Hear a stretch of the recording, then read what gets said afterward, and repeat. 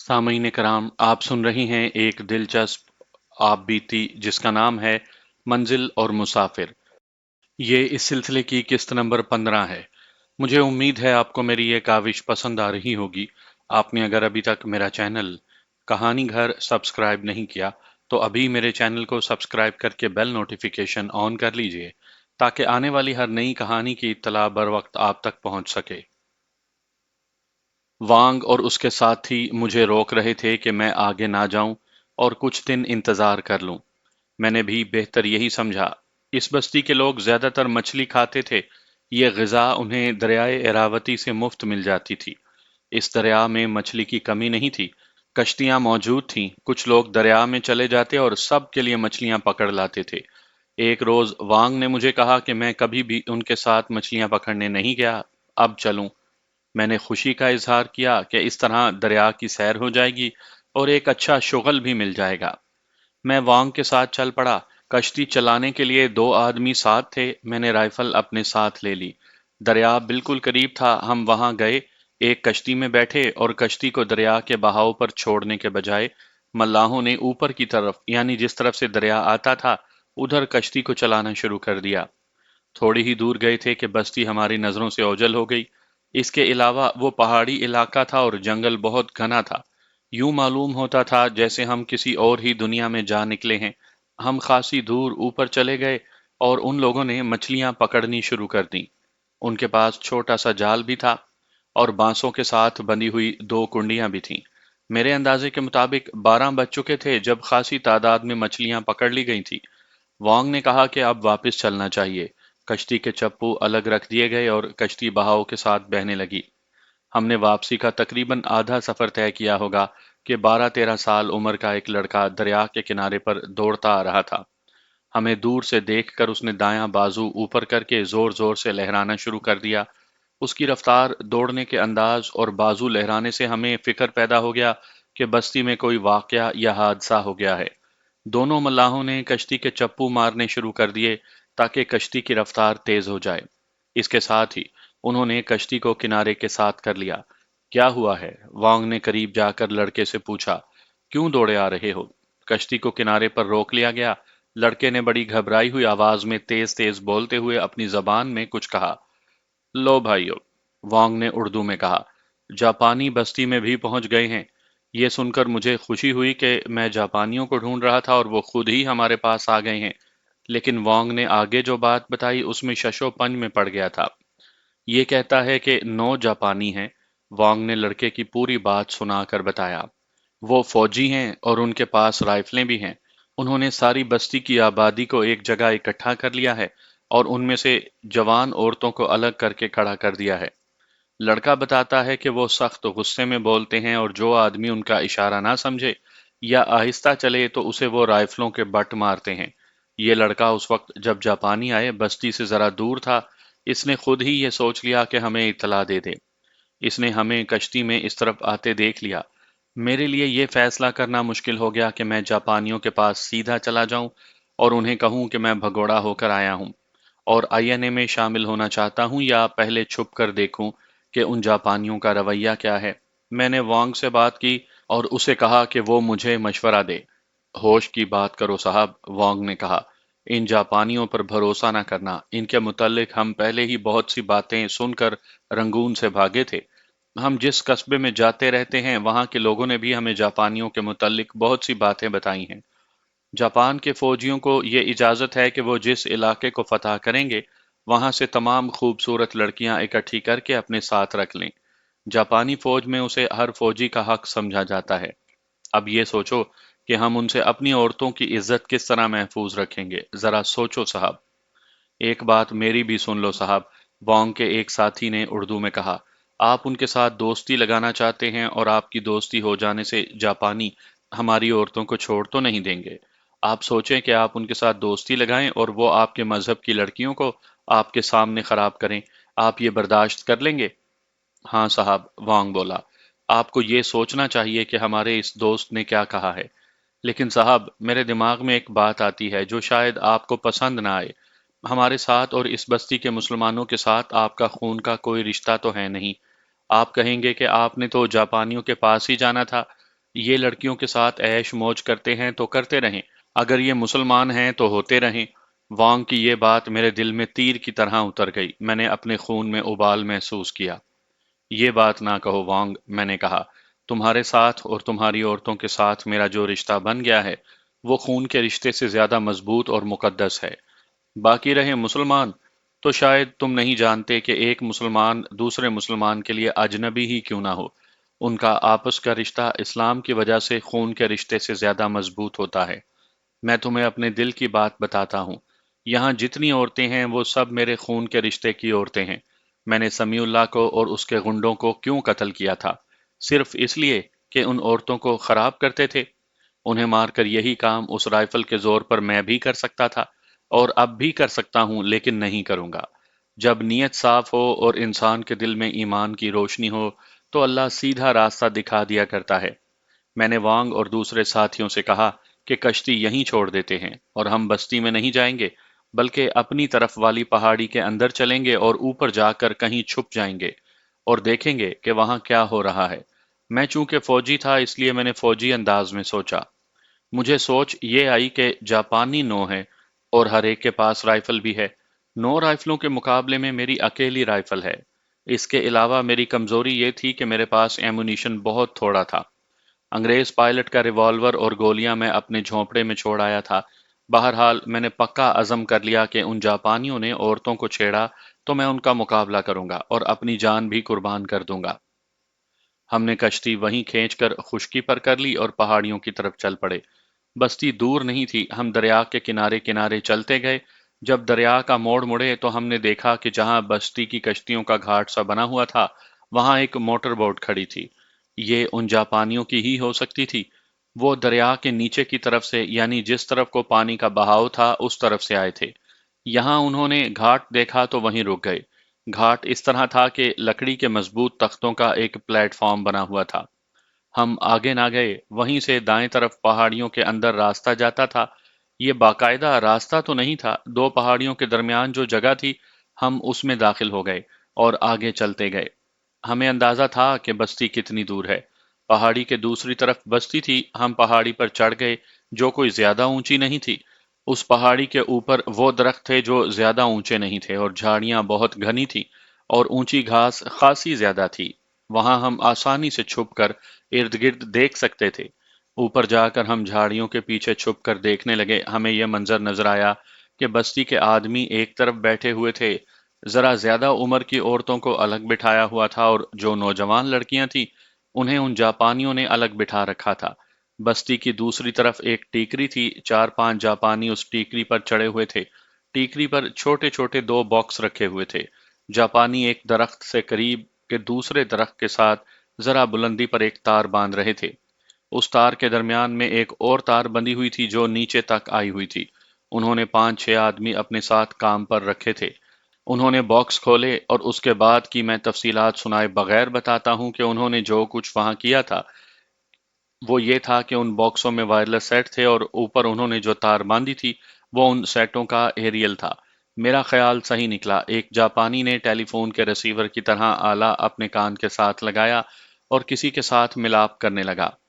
میں سمجھ گیا کہ یہ سگنل کور کے فوجی ہیں، لیکن میں یہ نہ سمجھ سکا کہ یہ 9 جاپانی ادھر کیسے آ نکلے ہیں۔ دور دور تک ان کی کسی اور فورس کا نام و نشان نہیں ملتا تھا۔ میں نے دماغ پر زور دیا تو یہ سمجھ سکا کہ جاپانی پسپا ہو رہے ہیں اور یہ 9 جاپانی ایسی طرف بھاگ نکلے ہیں کہ اپنی فورس سے بہت دور آ گئے ہیں۔ میرے سامنے مسئلہ یہ نہیں تھا کہ یہ کہاں سے آئے ہیں اور کیوں آئے ہیں۔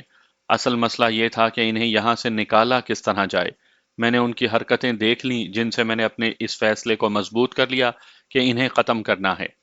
حرکتیں یہ کہ ایک تو وہ جاپانی تھے جو ٹیکری پر کام کر رہے تھے، دوسرے نیچے کھڑے تھے اور کھڑے بھی وہاں تھے جہاں نوجوان لڑکیاں بیٹھی تھیں۔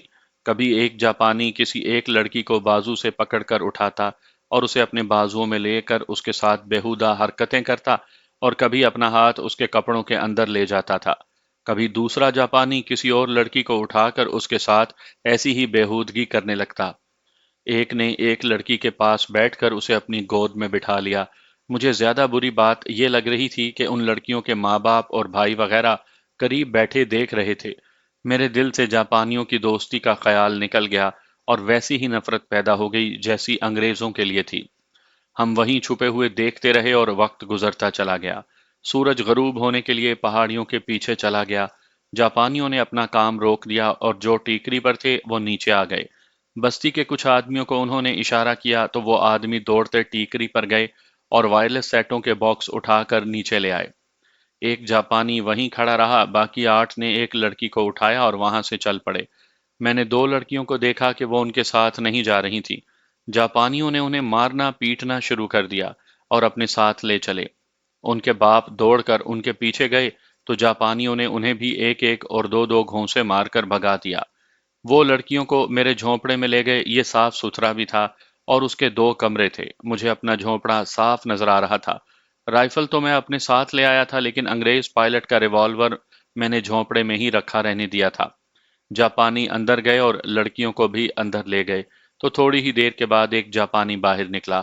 उसके हाथ में वो रिवॉल्वर था जो बेल्ट के साथ होलिस्टर में बंद था। जापानी ने बड़ी जोर से कुछ कहा और इशारा किया। उसके करीब बस्ती के कुछ आदमी खड़े थे।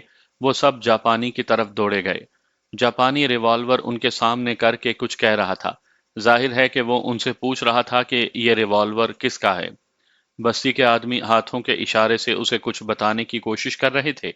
वहां यह मसला भी था कि जापानी उन बर्मियों की और बर्मी उन जापानियों की जबान नहीं समझते थे। वो जापानी जो वहीं खड़ा रहा था, जहां उन्होंने सबको बिठा रखा था, वो दरअसल उन लोगों पर संतरी खड़ा किया गया था। उसने उन लोगों से कहा होगा कि सब अपनी अपनी जगह चले जाएं। सब लोग, औरतें और लड़कियां भी उठीं और अपने अपने झोंपड़ों की तरफ चली गईं। ये जापानी बस्ती के इर्द गिर्द टहलने लगा। उसके पास राइफल थी। सूरज गरूब हो गया और फिर रात गहरी होने लगी। चांद आधे से जरा ज्यादा था। जंगल के ऊपर फिजा बड़ी ही साफ शफाफ हुआ करती है। जब चांद पूरी आबोताब से चमकने लगा तो हर एक चीज साफ नजर आने लगी। ये संतरी बस्ती के अंदर भी टहलता रहा और बस्ती के इर्द गिर्द भी चक्कर काटता रहा। उसे और उन जापानियों को लोगों से कोई खतरा नहीं था। मैं ये समझ सका कि संतरी इसलिए मुकर्रर किया गया था कि यहाँ से कोई भाग न जाए। हमें भूख परेशान करने लगी थी। मेरी नज़र उस संतरी पर थी। मैंने उन लोगों यानी जापानियों में एक डिसिप्लिन देखा। एक और जापानी आया और पहले संतरी को आवाजें देने लगा।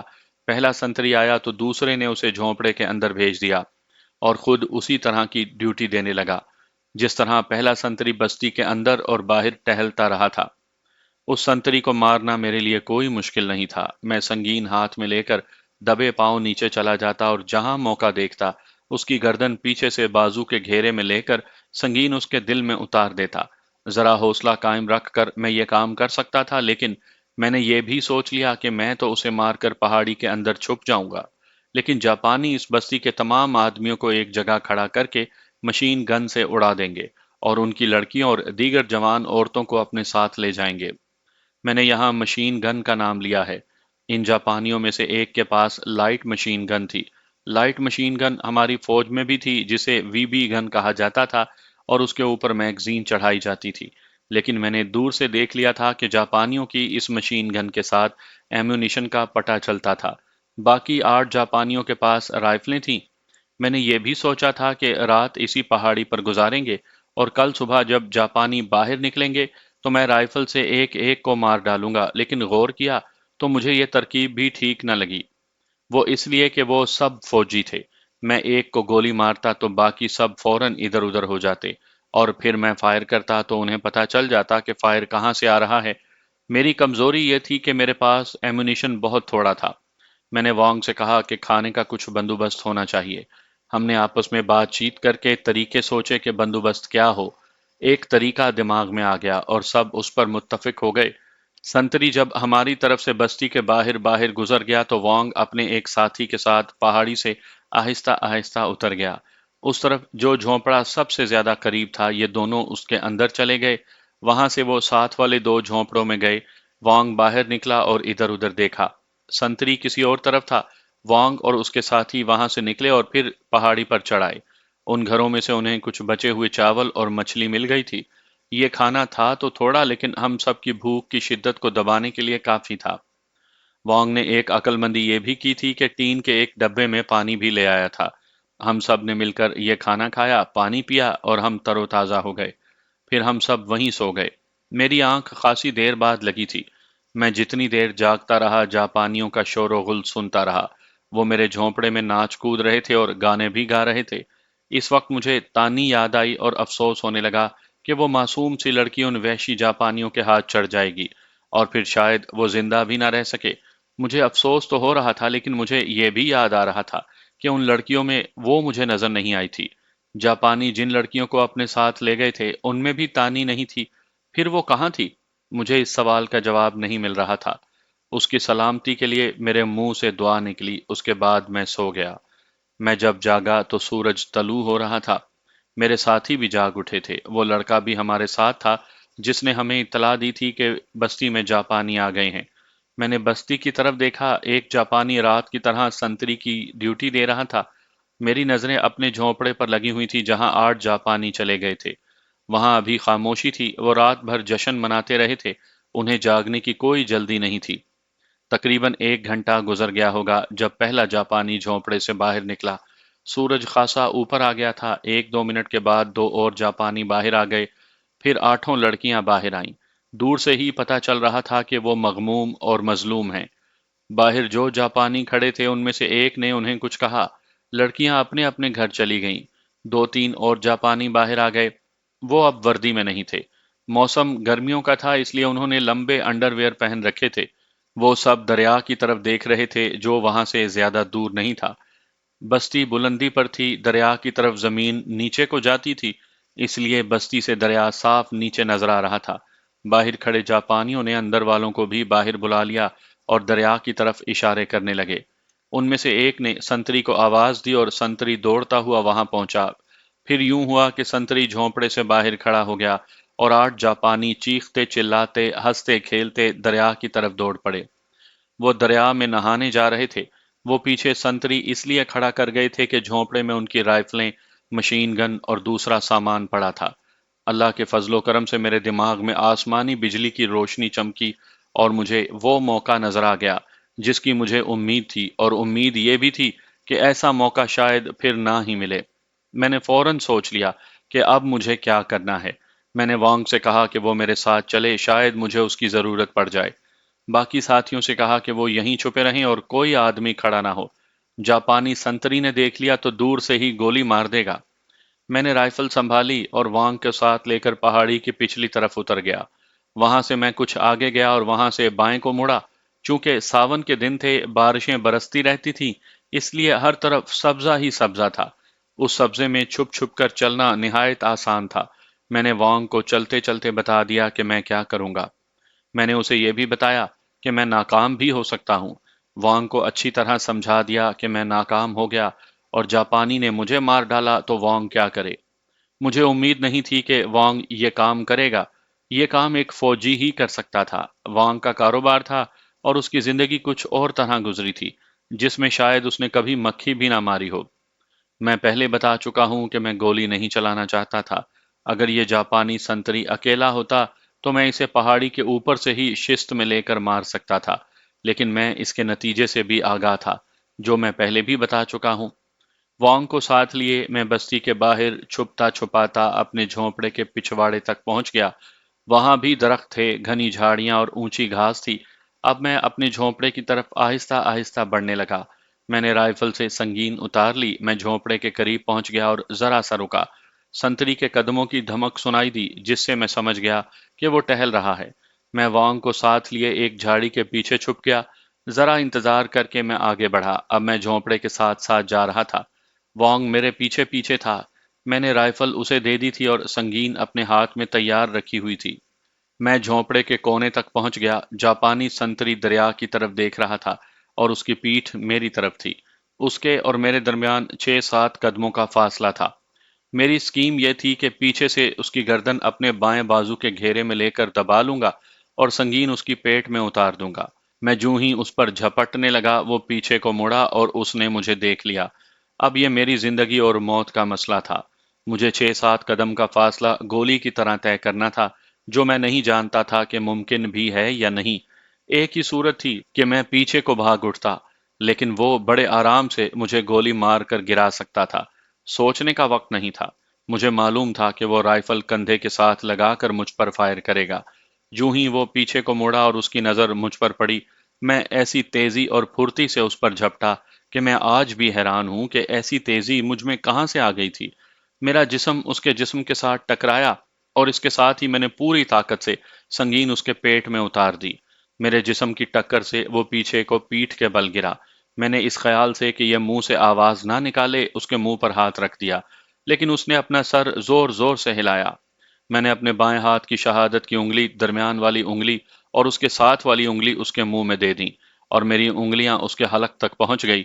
اس نے میری انگلیوں میں اپنی دانت اتنی زور سے گاڑ دیے کہ میں سمجھا کہ میری انگلیاں میرے ہاتھ سے الگ ہو جائیں گی۔ میں نے اس کے پیٹ سے سنگین نکال کر پہلے جیسی طاقت سے اس کے سینے میں اس جگہ ماری جہاں دل ہوتا ہے۔ اس کا منہ کھل گیا اور میں نے اپنی انگلیاں اس کے منہ سے نکال لیں۔ میں نے 2 بار پھر سنگین نکال کر اس کے سینے میں ماری۔ تھوڑی دیر کے بعد اس کا تڑپتا ہوا جسم ساکت ہو گیا۔ میں نے دریا کی طرف دیکھا۔ 8 جاپانی گھاٹ کے کنارے کھڑے ہو کر دریا میں غوطے لگاتے، تیرتے اور پھر باہر آ جاتے تھے۔ وہ اپنے شغل میں محو تھے۔ میں جھونپڑے میں گیا، وہاں ان کی مشین گن پڑی تھی۔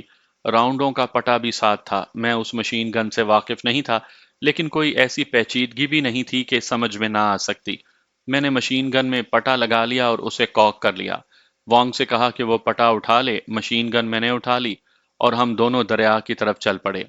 ہم درختوں اور جھاڑیوں کی اوٹ میں جا رہے تھے۔ جھکتے جھکتے، چلتے چھپتے چھپاتے ہم اتنا آگے چلے گئے کہ گھاٹ ہم سے صرف 50 یا 55 قدم دور رہ گیا۔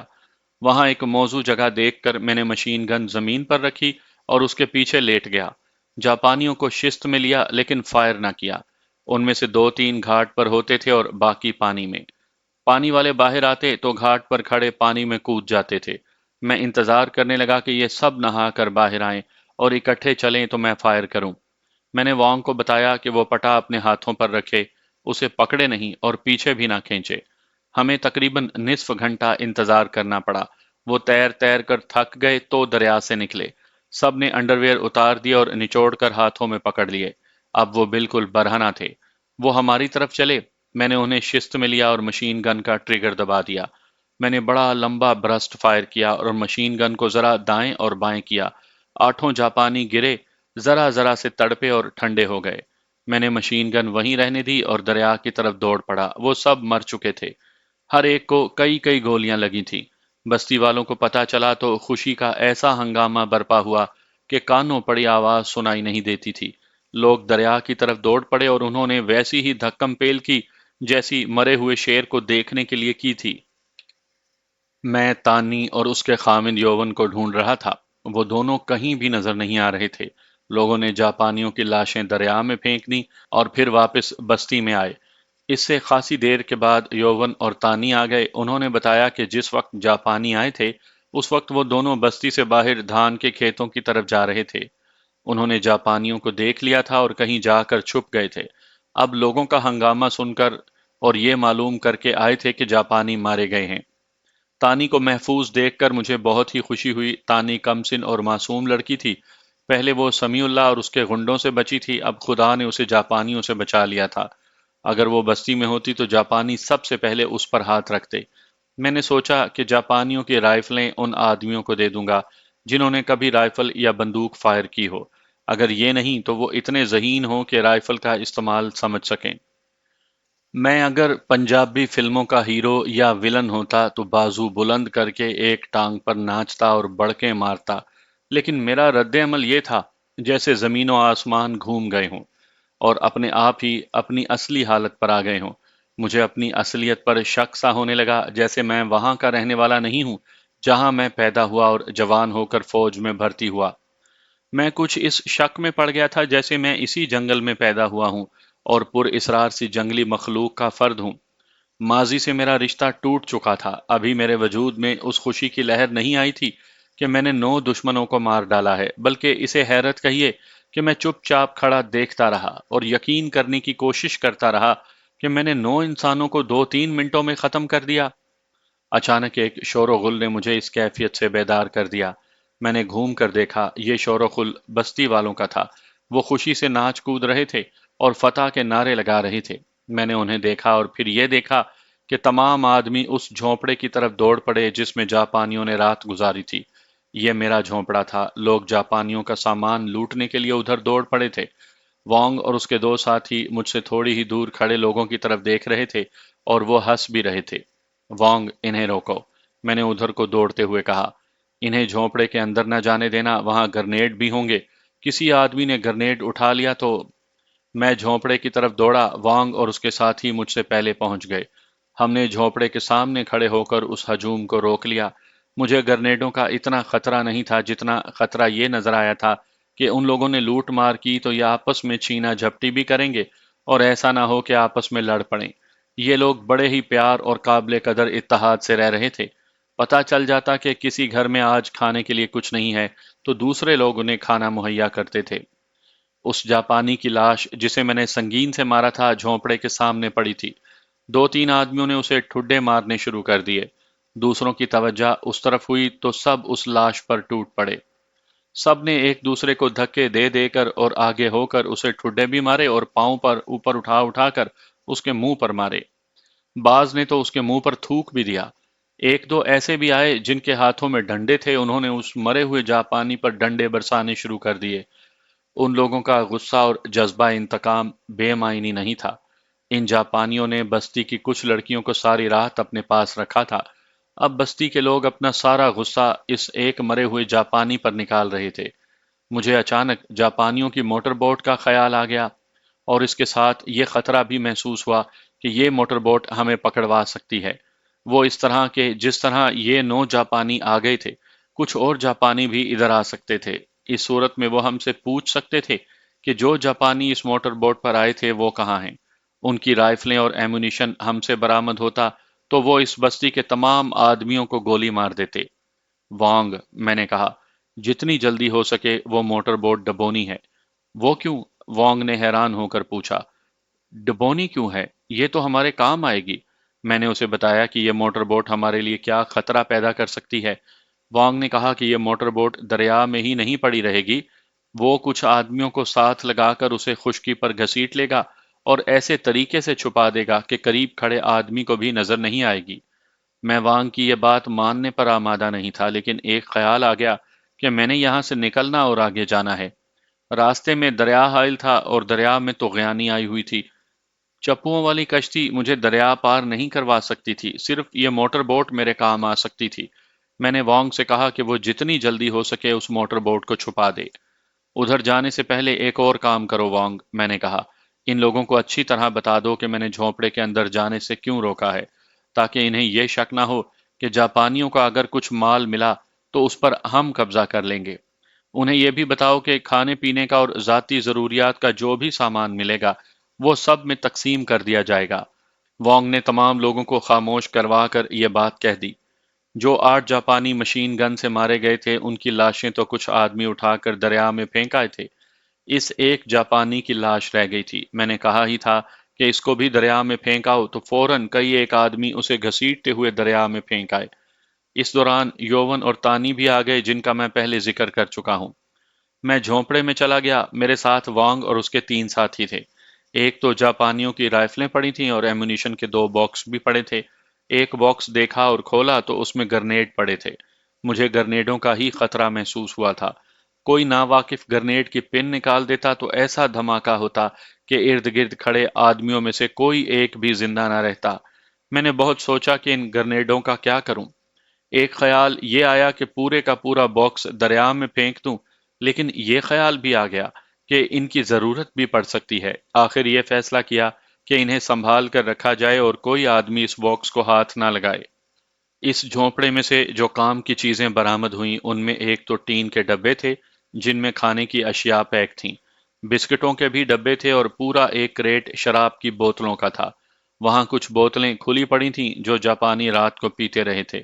ڈبے بے شمار تھے، جاپانیوں کی وردیاں بھی وہیں پڑی تھیں۔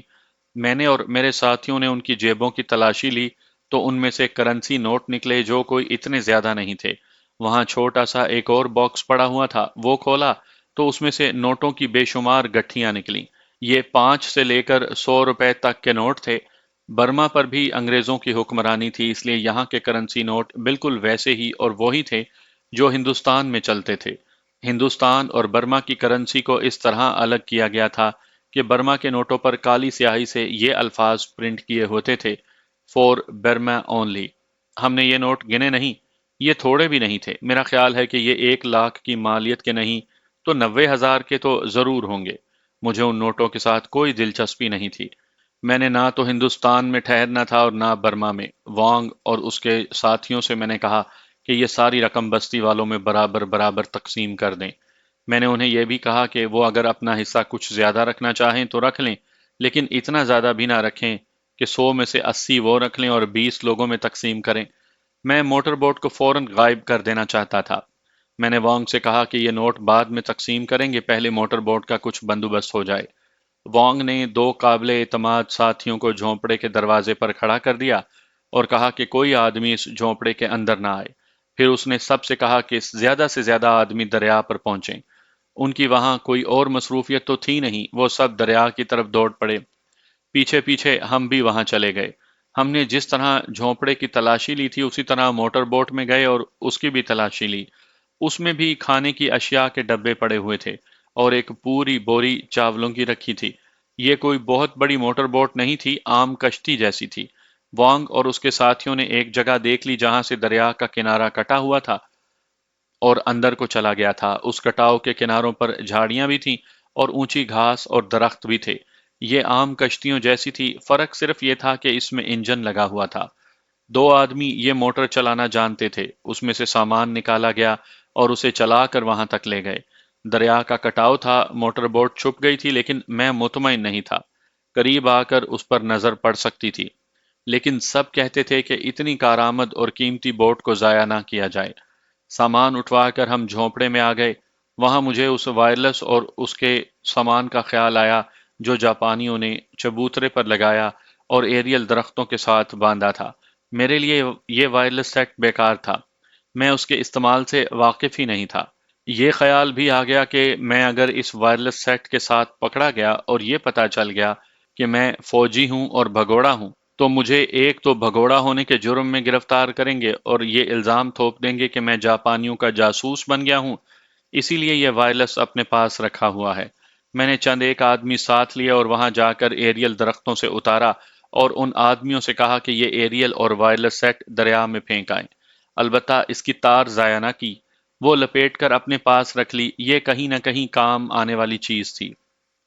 میں پہلے بتا چکا ہوں کہ میں اپنی اصلیت بھول چکا تھا، اور جب میں نے ایک ہی بار 9 جاپانی مار ڈالے تو مجھے یوں لگا جیسے میں آسمان کی مخلوق میں سے ہوں۔ میں اپنے آپ میں رہنا چاہتا تھا، میری جو منزل تھی اسے میں اپنے ذہن میں رکھنا چاہتا تھا۔ اپنے آپ کو میں نے سنبھال لیا اور اپنی اصلیت کو ذہن میں بیدار کر لیا، لیکن وہاں کے لوگوں نے مجھے کچھ اور ہی بنا دیا اور کچھ اور ہی سمجھ لیا۔ انہوں نے جس طرح میرے ساتھ عقیدت مندی کا اظہار کرنا شروع کر دیا، وہ ویسا ہی تھا جیسا عقیدت مند لوگ اپنے پیر کے آگے کرتے ہیں۔ اگر میں ان لوگوں سے کہتا کہ میرے آگے سجدہ کرو تو وہ انکار نہ کرتے۔ وہ کچھ ایسا یقین کر بیٹھے تھے کہ جیسے مجھ میں کوئی غیبی طاقت ہے جو عام لوگوں میں نہیں ہوتی۔ وانگ اور اس کے 2 3 دوست مجھے بتاتے رہتے تھے کہ لوگوں نے میرے متعلق کیا رائے قائم کر لی تھی۔ میں نے انہیں سمجھانے کی بہت کوشش کی کہ میں انہی جیسا انسان ہوں اور مجھ میں کوئی مافوق الفطرت طاقت نہیں، لیکن وہ نہیں مانتے تھے۔ وانگ اور اس کے یہ ساتھی اس بستی کے لوگوں کے لیڈر تھے اور لوگ ان کی ہر بات مانتے تھے۔ یہی لیڈر مجھے سطح انسانی سے بالا سمجھنے لگے تھے، تو دوسرے لوگ مجھے اتنا بڑا رتبہ کیوں نہ دیتے؟ میں نے جب دیکھا کہ لوگ مجھ سے اتنے زیادہ مروب ہو گئے ہیں اور میرے آگے جھکنے بھی لگے ہیں تو مجھے ایک اور خیال آ گیا۔ ہونا تو یہ چاہیے تھا کہ سمیع اللہ کی طرح میں بھی ان کا پیر بن جاتا اور عیش کرتا، لیکن میں جس صورتحال میں پھنس کر رہ گیا تھا اس سے نکلنے کے لیے مجھے اپنے اللہ کی مدد درکار تھی۔ اللہ گناہ گاروں کی مدد نہیں کیا کرتا۔ مجھے نیا خیال یہ آیا کہ یہ محض اتفاقات تھے کہ میں نے انگریز پائلٹ کو انہی لوگوں کے ہاتھوں مروا دیا تھا اور اب جاپانیوں کو مار ڈالا تھا۔ ایسا بھی ہو سکتا ہے کہ ایسے ہی اور کوئی آ جائے یا ایسی صورتحال پھر بھی ہو جائے اور میں کچھ بھی نہ کر سکوں بلکہ گرفتار ہو جاؤں۔ یہ سوچ کر میں نے یہاں سے بھاگ جانا ہی بہتر سمجھا۔ صاحب، ایک روز وانگ نے میرے پاس آ کر کہا، ہمارے لوگ آپ کو کہیں بھی نہیں جانے دیں گے۔ وہ تو آپ کو اپنی بیٹیاں پیش کر رہی ہیں۔ بیٹیاں؟ میں نے حیرت اور غصے سے کہا، کیا تم لوگ یہاں ایک اور سمیع اللہ پیدا کرنا چاہتے ہو؟ کیا تم مجھے بھی؟ نہیں صاحب، نہیں، وانگ نے کہا۔ دو آدمی ہیں، دونوں مسلمان ہیں، دونوں کی ایک ایک بیٹی جوان ہو گئی ہے، دونوں نے الگ الگ مجھے کہا ہے کہ میں آپ سے درخواست کروں کہ میں ان کی بیٹی کے ساتھ شادی کر لوں۔ ایک نے تو یہاں تک کہا ہے کہ مسلمان ایک سے زیادہ بیویاں بھی رکھ سکتے ہیں، اگر آپ چاہیں تو دونوں کے ساتھ شادی کر لیں۔ میں اس داستان میں بڑے واضح الفاظ میں کہہ چکا ہوں کہ میں انسان تھا، فرشتہ نہیں تھا، انسان بھی ایسا جو اچھی قسم کا انسان نہیں تھا۔ وانگ نے مجھے بڑے ہی سخت امتحان میں ڈال دیا تھا۔ یہ مت بھولیں کہ میں جوان آدمی تھا اور میری فطرت کے تقاضے اور مطالبے میرے جیسے جوان فوجیوں کی طرح کے تھے۔ میں آج بھی حیران ہوں کہ میں فوراً پھسل کیوں نہ گیا۔ ایک وجہ تو صاف تھی کہ شادی کا نام سن کر ہی مجھے واجدہ یاد آ گئی، اور ایک فلم تھی جو میری آنکھوں کے آگے چل پڑی۔ میں نے وانگ سے کہا کہ میں سوچ کر جواب دوں گا۔ تھکن کا بہانہ کر کے میں نے اسے اٹھا دیا۔ اس کے جانے کے بعد مجھے اپنا گھر یاد آ گیا۔ ایسی بے چینی شروع ہو گئی جو میرے قابو میں نہیں آ رہی تھی۔ میرے آنسو نکل آئے۔ واجدہ ایسی بری طرح میرے دل و دماغ پر غالب آ گئی کہ جی میں آتی تھی کہ اڑ کر پہنچ جاؤں، لیکن میں مجبور تھا، اور یہ بھی معلوم نہیں تھا کہ اس کا خامند زندہ گھر پہنچ گیا تھا یا نہیں۔ اگر وہ دونوں ٹانگوں کے بغیر گھر پہنچا تھا تو واجدہ نے اسے قبول کر لیا تھا یا نہیں۔ میں مجبور اور بے بس تھا، اور ذہن اس قدر پریشان کہ ایک بار سوچ لیا کہ رائفل میرے پاس ہے، ایک راؤنڈ اس میں ڈالوں اور اپنے آپ کو ختم کر لوں۔ میں موت سے ڈر گیا اور میرا ذہن فرار کے راستے ڈھونڈنے لگا۔ اسے فرار کا ایک ذریعہ مل گیا۔ ان دونوں لڑکیوں کو میں نے دیکھا ہوا تھا، بلکہ ہر روز ہی دیکھا کرتا تھا، جو مجھے پیش کی جا رہی تھیں۔ دونوں خوبصورت تھیں اور نوجوان بھی تھیں۔ پریشان حال اور شکست خوردہ ذہن مجھے مجبور کرنے لگا کہ میں ان دونوں میں سے ایک لڑکی کے ساتھ شادی کر لوں۔ میں نے تقریباً فیصلہ کر لیا کہ میں ایسا ہی کروں گا۔ انہی خیالات اور تصورات میں میری آنکھ لگ گئی۔ میں اگلے روز حسب معمول دیر سے جاگا۔ ذہن خاصا پرسکون تھا۔ ناشتہ کر کے میں باہر نکلا ہی تھا کہ وانگ آ گیا، اور اس نے پہلی بات یہ پوچھی کہ میں نے کیا فیصلہ کیا ہے۔ میں نے ایک مسکراہٹ کے سوا اور کوئی جواب نہ دیا۔ وانگ میری مسکراہٹ کو شاید رضامندی سمجھا ہوگا، لیکن میں کسی اور ہی خیال میں گم ہو گیا تھا۔ اس وقت میری نظریں ان لوگوں کے جھونپڑوں پر گھوم رہی تھیں۔ میرا جھونپڑا ذرا بلندی پر تھا، جہاں سے مجھے یہ ساری بستی بڑی صاف نظر آتی تھی۔ جھونپڑوں کی چھتیں نظر آتی تھیں اور بعض کے صحن بھی میں دیکھ رہا تھا۔ مجھے خیال یہ آ گیا کہ یہ لوگ جنگ سے بھاگ کر یہاں آئے اور آباد ہو گئے۔ یہ خوف و ہراس کے مارے ہوئے اپنے آپ کو اتنا کمزور سمجھ رہے تھے کہ مجھے ہی اپنا محافظ اور نجات دہندہ سمجھ لیا۔ میرا دھیان اللہ کی طرف چلا گیا تو ایک خیال آیا کہ ہر کسی کا محافظ تو اللہ ہے، لیکن ان لوگوں کو وہ اللہ نظر نہیں آ رہا، اس لیے انہوں نے مجھے اپنا خدا یا دیوتا بنا لیا ہے۔ اے گناہگار انسان، میری ذات سے آواز اٹھی، کیا تو اللہ سے برابری کرنے کی سوچ رہا ہے؟ اپنے آپ پر نظر ڈال، تو ان سے زیادہ کمزور ہے۔ میرا وجود سر سے پاؤں تک کانپ اٹھا۔ میں نے دل ہی دل میں اللہ سے معافی مانگی اور مدد بھی۔ آپ شادی کر لیں صاحب، وانگ نے کہا، زیادہ مت سوچیں۔ میں یہاں سے جانا چاہتا ہوں وانگ، میں نے کہا۔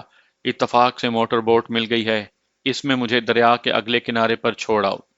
کیا آپ دریا کی حالت دیکھ نہیں رہے صاحب؟ وانگ نے کہا۔ روز بروز طغیانی بڑھ رہی ہے۔ کچھ دنوں کے بعد یہ دریا کناروں سے باہر آ جائے گا۔ آپ دیکھ رہے ہیں کہ روزانہ می برستا ہے۔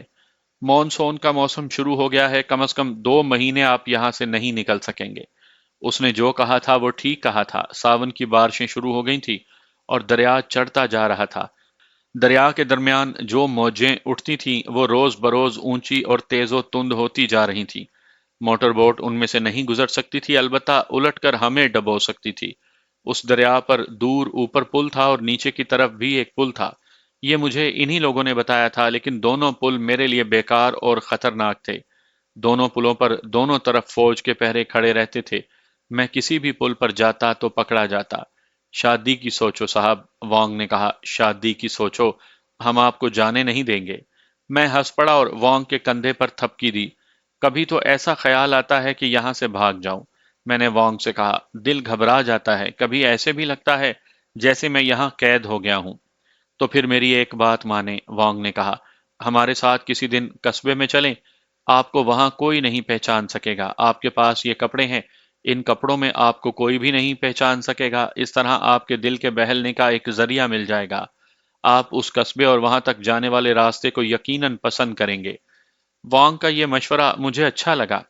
میں تو ایک ہی جگہ قید ہو کر رہ گیا تھا۔ میں یہ بھی جانتا تھا کہ قصبے میں جانا میرے لیے خطرے سے خالی نہیں ہو سکتا۔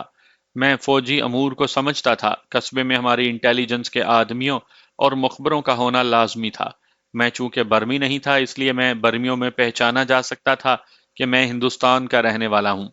اس کے باوجود میں وانگ کے ساتھ جانے پر تیار ہو گیا۔ میں نے سوچ لیا تھا کہ کسی نے مجھ سے پوچھا تو میں کہوں گا کہ پنجاب کا رہنے والا ہوں اور رنگون میں میری دکان تھی۔ وانگ اور ان کے ساتھیوں نے یہی گواہی دینی تھی۔ اگلے روز ہم قصبے کو روانہ ہوئے۔ میرے ساتھ وانگ اور اس کے 4 ساتھی تھے۔ میں نے سمیع اللہ کے کپڑے پہن رکھے تھے۔ سر پر کپڑے کی ٹوپی تھی اور میری داڑھی لمبی تھی۔ میں نے کرتے کے نیچے نیفے میں انگریز پائلٹ کا ریوالور اڑسا ہوا تھا۔ اس میں 6 گولیاں بھری تھیں اور 12 گولیاں بیلٹ میں اڑسی ہوئی تھیں۔ میں نے یہ بیلٹ کرتے کے اندر کمر سے باندھ لی تھی۔ ہم بستی سے نکل کر پہاڑی کے پیچھے چلے گئے۔ پیچھے دھان کے کھیت تھے، ان سے آگے پہاڑیاں تھیں۔ وہاں کوئی باقاعدہ راستہ نہیں تھا۔ دیکھنے کو تو یہ علاقہ بہت ہی خوبصورت اور صحت افزا تھا۔ سبزہ زار کے نیچے زمین تو نظر ہی نہیں آتی تھی۔ پہاڑیوں کے دامن میں کہیں کہیں ہرے سرکنڈے کھڑے تھے جو اتنے گھنے تھے کہ ان میں سے گزرا نہیں جا سکتا تھا۔ درخت تو بہت ہی زیادہ تھے۔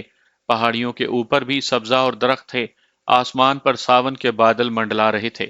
سارا ماحول اتنا دل فریب تھا کہ انسان اپنے آپ کو دکھ اور درد اور مسائل سے آزاد سمجھنے لگتا تھا۔ لیکن جب یہ خیال آتا کہ یہ خطہ جنگ کی زد میں ہے تو دل پر خوف سا طاری ہو جاتا تھا۔ مجھے خیال آیا کہ جنگ اس طرف آ گئی تو توپوں کی گولہ باری اور ہوائی جہازوں کی بمباری اس خطے کے حسن کو جلا کر راکھ کر دے گی اور فوجیں اس سبزہ زار کو پاؤں تلے روند ڈالیں گی۔ ہم بونے درختوں کی جھکی ہوئی شاخوں میں سے راستہ بناتے چلے جا رہے تھے۔ یہ شاخیں رات کے بارش کے قطروں سے بوجھل تھیں۔ ان شاخوں نے ہمارے کپڑے بھگو دیے۔ آگے جو پہاڑی تھی اس کے درمیان شگاف تھا۔ ہم اس شگاف میں سے گزرے تو آگے یکلخت زمین نیچے چلی گئی۔ یہ ایک وسیع اور خاصا لمبا کھڈ تھا جس میں بارش کا پانی کنارے تک بھرا ہوا تھا۔ اس کے دائیں بائیں سے گزرنے کی ذرا سی بھی جگہ نہیں تھی۔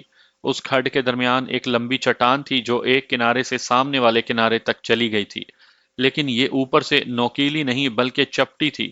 ایک آدمی اس کے اوپر چل کر آسانی سے گزر سکتا تھا۔ میرے ساتھیوں نے یہ کھڈ خشک موسم میں خشکی کی حالت میں دیکھا تھا۔ وہ بتاتے تھے کہ یہ اتنا گہرا ہے کہ لمبا تڑنگا ایک آدمی اس میں ڈوب سکتا ہے۔ ہم اس کھڈ کے درمیان کھڑی چٹان پر گزرتے چلے گئے۔ آگے پہاڑی بھی کٹی ہوئی تھی، ہم اس میں سے بھی گزر گئے۔ آگے جا کر ہمیں دائیں طرف مڑنا پڑا کیونکہ آگے ایک اونچی ٹیکری کھڑی تھی جس میں سے گزرنے کے لیے کوئی راستہ نہیں تھا۔